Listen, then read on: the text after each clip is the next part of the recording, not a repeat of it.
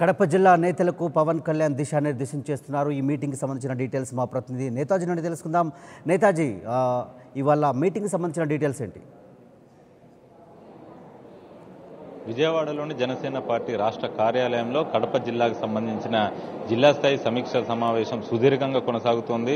జనసేన అధినేత పవన్ కళ్యాణ్ అధ్యక్షతన జరుగుతున్న ఈ సమావేశానికి ఆ జిల్లాకు సంబంధించిన కోఆర్డినేటర్లు, నేతలు, కార్యకర్తలంతా వచ్చారు. వాళ్ళు ఆ జిల్లాలో ఎలాంటి సమస్యలు ఉన్నాయన్నది ఒక నివేదిక రూపంలో అయితే తీసుకొచ్చారు. దాన్ని పవన్ కళ్యాణ్ ముందు ఉంచబోతున్నారు. పవన్ కళ్యాణ్ ఆ సమస్యలన్నింటినీ కూడా ఇవాళ చర్చిస్తారు. దాంతో పాటుగా జనసేన పార్టీ బలోపేతం మీదే ప్రధానంగా ఆయన దృష్టి పెట్టారు. ఇప్పటికే దాదాపు 9 జిల్లాలకు సంబంధించిన సమీక్ష సమావేశాలను ఆయన పూర్తి చేశారు. ఇవాళ ప్రస్తుతం కొనసాగుతున్నది 10వ జిల్లాది. ఇవాళ సాయంత్రం గుంటూరుకు సంబంధించిన జిల్లా స్థాయి సమావేశం ఉంది. రేపు, ఎల్లుండి మిగిలిన ఏవైతే కృష్ణా, పశ్చిమ గోదావరి జిల్లాలు ఉన్నాయో వాటిని కూడా కంప్లీట్ చేస్తారు. పార్టీని బలోపేతం చేయడం ఒకవైపు, అలానే పార్టీకి ఏదైతే గాజు గ్లాసు గుర్తుందో దాన్ని ప్రజల్లోకి తీసుకెళ్లాలి. మరోవైపు ఇప్పటి వరకు జనసేన తరంగం కార్యక్రమం ద్వారా జన సైనికులంతా కూడా ఎన్ని గడపలు తొక్కారు, ఎంతమందిని జనసేన పార్టీలో జాయిన్ చేశారన్నది కూడా ఆయన వివరాలు సేకరిస్తున్నారు. జన సైనికులు కూడా పెద్ద ఎత్తున ఈ కార్యక్రమంలో పాల్గొన్నారు. జనసేన తరంగం కార్యక్రమం యొక్క ముఖ్య ఉద్దేశం ఏంటిదంటే జనసేన పార్టీకి సంబంధించిన 7 సిద్ధాంతాలు, అలానే పార్టీ మేనిఫెస్టోలో ప్రకటించిన 12 అంశాలు ఏవైతే ఉన్నాయో వాటన్నిటిని కూడా ప్రతి ఇంటి గడప తొక్కి ఆ కుటుంబ సభ్యులకు వివరించడం. ఇలాగా జన సైనికులంతా కూడా రాష్ట్ర వ్యాప్తంగా పెద్ద ఎత్తున ఈ కార్యక్రమంలో పార్టిసిపేట్ చేశారు. ఎంతో మందిని జనసేన పార్టీలో జాయిన్ చేసుకున్నారు. పార్టీ సిద్ధాంతాలు, పార్టీ ప్రకటించిన మేనిఫెస్టోలో అంశాలు ఏవైతే ఉన్నాయో వాటికి ఆకర్షితులైన వాళ్ళంతా కూడా జనసేన పార్టీ తీర్థం పుచ్చుకుంటున్నారు. ఈ రకంగా ఆ జనసేన తరంగం కార్యక్రమం ముందుకు వెళ్తుంది. దానికి సంబంధించిన సెకండ్ ఫేజ్ ను కూడా ఆయన త్వరలోనే ప్రారంభించబోతున్నారు. ఇదే విషయాన్ని కూడా పవన్ కళ్యాణ్ సమీక్ష సమావేశాల సందర్భంగా ఎవరైతే కార్యకర్తలు ఉంటారో వారికి చెప్తున్నారు. అలానే ఇక ఎన్నికలకు అతి తక్కువ సమయం ఉంది కాబట్టి ఈ సమయాన్ని మనం అంతా కూడా సద్వినియోగం చేసుకోవాలి. ప్రతి ఒక్కరూ కూడా సమన్వయంతో ముందుకు వెళ్ళాలి. ఎక్కడ ఎలాంటి భేషజాలకు పోకూడదు. ప్రతి ఒక్కరూ కూడా పార్టీకి అనుగుణంగా ఏవైతే నియమావళి ఉందో ఆ నియమావళికి అనుగుణంగానే మాట్లాడాల్సి ఉంటుంది. ప్రతి ఒక్కరూ కూడా విమర్శించే సమయంలో మాత్రం ఫ్రేమ్ వర్క్ ఏదైతే ఉందో దానికి అనుగుణంగానే విమర్శించాల్సి ఉంటుందంటూ కూడా పవన్ కళ్యాణ్ వారందరికీ కూడా దిశానిర్దేశం చేస్తున్నారు. అలానే త్వరలోనే ఈ కమిటీలు ఏవైతే ఉన్నాయో అంటే మండల స్థాయి, జిల్లా స్థాయి, నియోజకవర్గ స్థాయి, పార్లమెంట్ స్థాయి కమిటీలకు సంబంధించిన కసరత్తు ఓవైపు నడుస్తూనే ఉంది. దాన్ని కూడా వీలైనంత త్వరగా అంటే పండగ లోపు కానీ ఈ సంక్రాంతి తర్వాత కానీ ప్రకటించే అవకాశం ఉంది. అలానే ఏదైతే అసెంబ్లీ ఎన్నికలకు ఇంకా తక్కువ సమయం ఉంది కాబట్టి ఈలోగానే పార్టీ అభ్యర్థులకు సంబంధించిన కసరత్తు కూడా కొనసాగుతుంది. అందులో యువతకే 60% సీట్లను కేటాయిస్తా అన్నారు కాబట్టి ఆ విధంగా ఆయన ముందుకెళ్తున్నారు. మిగిలిన 20% సీట్లను భావజాలం బలంగా ఉన్న వాళ్ళకి, ఇంకో 20% సీట్లను విలువలతో కూడిన వాళ్ళు ఎవరైతే ఉంటారో వారికి ఇస్తారు. ఈ రకంగా మొత్తం 175 అసెంబ్లీ స్థానాల్లో జనసేన పార్టీ సింగిల్ గానే పోటీ చేస్తుంది. వామపక్షాలను కలుపుకుని వెళ్తుందంటూ కూడా పవన్ కళ్యాణ్ ఇప్పటికే ప్రకటించారు. అందుకు అనుగుణంగానే ఆయన జిల్లా స్థాయి సమీక్ష సమావేశాలు కొనసాగుతున్నాయి. ప్రస్తుతం అయితే కడప జిల్లాకు సంబంధించిన రివ్యూ మీటింగ్ కొనసాగుతుంది. మనతో జనసేన వీర మహిళలు ఉన్నారు. వీళ్ళు అసలు జనసేన పార్టీకి సంబంధించి ప్రజల్లో ఎలాంటి స్పందన వస్తుందన్నది వారి మాటల్లోనే అడిగి తెలుసుకునే ప్రయత్నం చేద్దాం. అమ్మ, జనసేన పార్టీకి సంబంధించి మీరంతా కూడా వీర మహిళలుగా జనసేన తరంగం కార్యక్రమంలో పాల్గొన్నారు. ప్రజల నుంచి ఎలాంటి స్పందన వస్తుంది? ఫస్ట్ టైం ఏంటంటే ఇంతవరకు ఇంతమంది నాయకులు వచ్చినా ఎవరు బయటికి రాలేదు.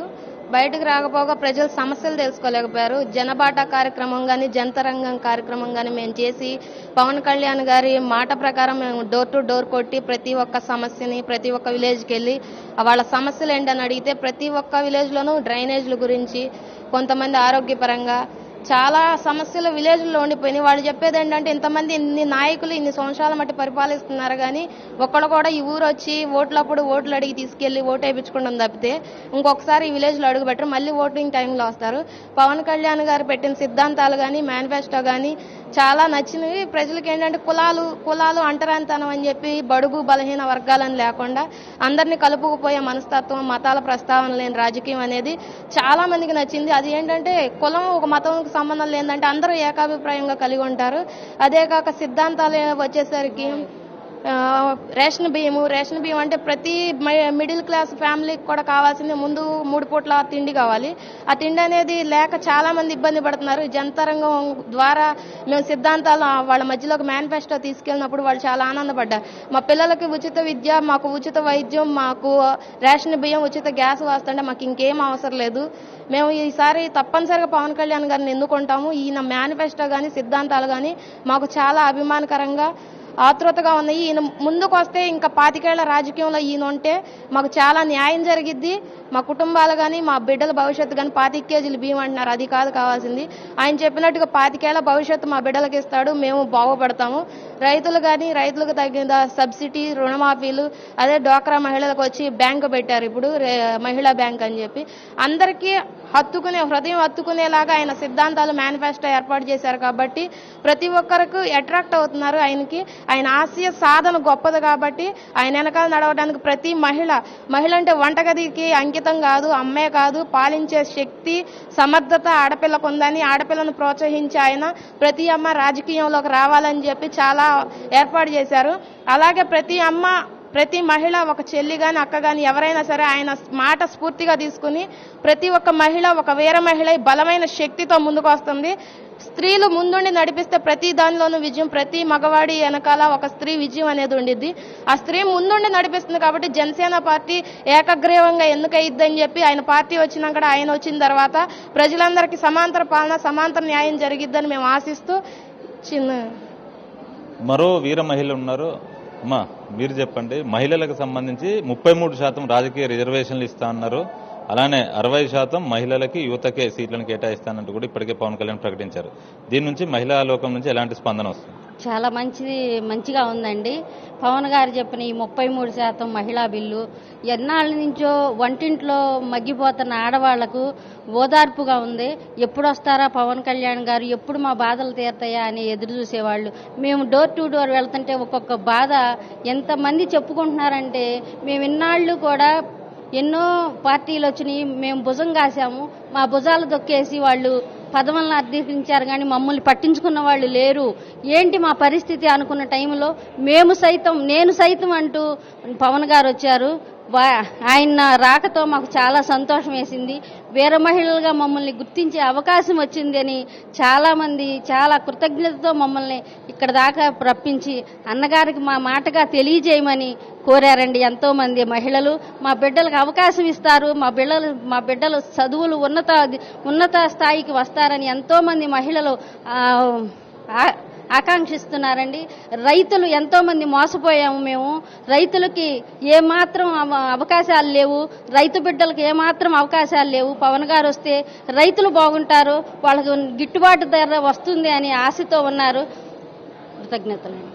మహిళలకు సంబంధించి రక్షణ ఏదైతే ఉంటారో మహిళా రక్షణకి బలమైన చట్టాలు, కఠినమైన చట్టాలు తీసుకొస్తా అంటూ పవన్ కళ్యాణ్ అన్నారు. మీరు ఎలాంటి చట్టాలు రావాలనుకుంటున్నారు? ఆడపిల్ల ఇవాళ రోజున బయటికి వెళ్తుందంటే తిరిగి వచ్చేంత వరకు కూడా మాకు నమ్మకాలు ఉండలేదండి. ఎలాంటి చట్టాలు అంటే, ఆడపిల్ల కాలేజీకి పంపిస్తే పర్వాలేదు, మా పాప చదువుకుని మా ఇంటికి రాగలదు, ఎక్కడైనా సరే ఏ స్టేట్లో ఉండా మా పాప చదువుకుని జాగ్రత్తగా ఉండగలదని భరోసా మాకు పవన్ కళ్యాణ్ గారు ఇస్తున్నారు. మేము నమ్ముతున్నామండి. 100% కూడా పవన్ కళ్యాణ్ గారు రావాలి. జనసేన పార్టీ స్థాపించిన ఆయనకి చాలా కృతజ్ఞతలండి. పార్టీ సింబల్ ఏదైతే గాజు గ్లాసు గుర్తుందో దానికి ఎలాంటి స్పందన వస్తుంది? అంటే మీరు జనసేన తరంగం కార్యక్రమంలో ఇంటింటికి వెళ్తున్నారు కదా, ఏమంటున్నారు? చాలా బాగా స్పందన వస్తుందండి. ప్రతి ఒక్కళ్ళు కూడా టీ గ్లాసు లేనిదే ఎవరైనా సరే, ప్రతిపక్షమైన మిత్రపక్షమైన ఎవరైనా సరే, ఈ గాజు గ్లాసుతోనే టీ తాగాలి. గాజు గ్లాస్ అంటే మనసులో ఏమీ లేకుండా, గాజు గ్లాసులో పువ్వు వేసినా కనపడుతుంది, గింజ వేసినా కనపడుతుంది. అట్లాగే పవన్ కళ్యాణ్ గారు మనసు కూడా గాజు గ్లాసు లాంటిదే. చాలా మంచిగా ఎన్నుకున్నారని చెప్పి బాగా స్పందన వస్తుందండి. చాలా ఇది మొత్తంగా పవన్ గ్లాస్ మనసు కూడా గాజు గ్లాసు లాంటిదే. గాజు గ్లాసులో పువ్వు వేసినా ఏదేసినా కూడా స్పష్టంగా కనిపిస్తుంది. పవన్ కళ్యాణ్ కూడా అంత పారదర్శకంగా ఉంటారు. మహిళలకు సంబంధించి కూడా బలమైన చట్టాలు తీసుకురావాలనే ఒక మహిళగా నేను కూడా కోరుకుంటున్నాను. అలానే జనసేన పార్టీకి సంబంధించిన సిద్ధాంతాలు, పార్టీ మేనిఫెస్టోలో పొందుపరిచిన 12 అంశాలు ఏవైతే ఉన్నాయో వాటి పట్ల ప్రజలంతా కూడా ఎంతో నమ్మకంతో ఉన్నారు. ఖచ్చితంగా అవన్నీ కూడా పవన్ కళ్యాణ్ ఇంప్లిమెంట్ చేస్తారు, పవన్ కళ్యాణ్ సీఎం అవుతారన్నట్టుగా ఇక్కడున్న వీర మహిళలు చెప్తున్నారు. For more updates, please subscribe 99 TV Telugu.